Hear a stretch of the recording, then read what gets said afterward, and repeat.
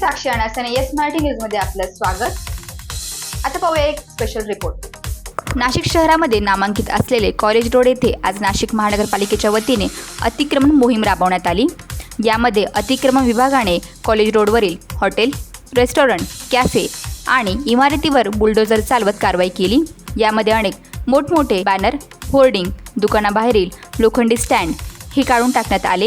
या अतिक्रमणामुळे वाहतूक करण्यास अडचण येत होती आणि या बरोबरीने वाहनांची तिथे गर्दी होत होती।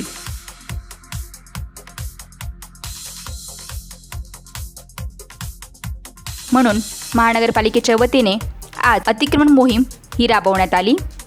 यावेळी अतिक्रमण विभागाचे कर्मचारीसह पोलीस यंत्रणा तसेच नागरिकांची मोठी गर्दी पाहायला मिळाली। येस मराठीसाठी शहर प्रतिनिधी नाशिक।